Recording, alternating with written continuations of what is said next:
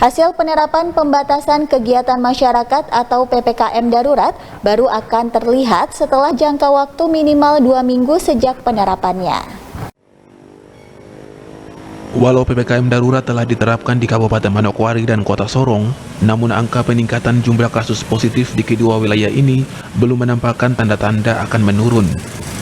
Dari data per tanggal 16 Juli yang dirilis oleh Gugus Tugas Penanganan COVID-19 Papua Barat, diketahui terdapat sebanyak 15.451 kasus positif di Papua Barat dengan tambahan sebanyak 605 kasus baru. Sementara jumlah kesembuhan sebanyak 11.006 dengan tambahan kasus yang sembuh sebanyak 274 orang. Sehingga saat ini kasus aktif yang ada berjumlah 4.216. Untuk Manokwari sendiri, kasus aktif hingga 16 Juli berjumlah 1.793 orang yang positif dan sedang dirawat baik secara isolasi terpusat maupun isolasi mandiri. Sementara kasus meninggal positif COVID-19 hingga kini berjumlah 51 orang.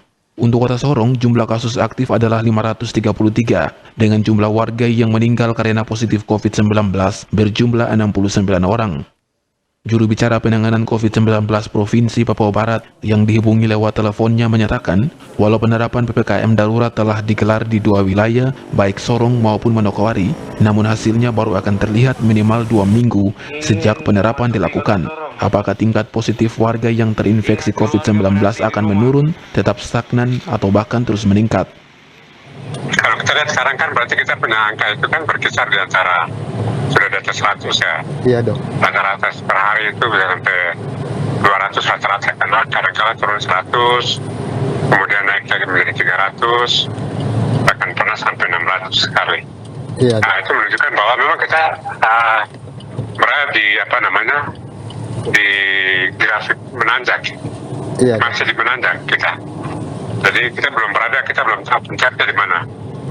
Ya. Iya dok. Jadi intinya kita belum tahu puncak. Kita belum sampai di puncak sebenarnya. Biasanya dinilai itu sekitar 1 bulan lah. Oh. Ya. Atau paling tidak mungkin dalam 2 minggu paling sedikit. Berarti prediksi dari gugus tugas dengan penerapan PPKM kita yang sekarang ini kemungkinan besar sekitar 3 mingguan baru sudah mulai menurun ya. Seharusnya. Jadi itulah kenapa biasanya kalau dilakukan lockdown atau misalnya PPKM mikro atau darurat itu biasanya dapat waktu 2 minggu.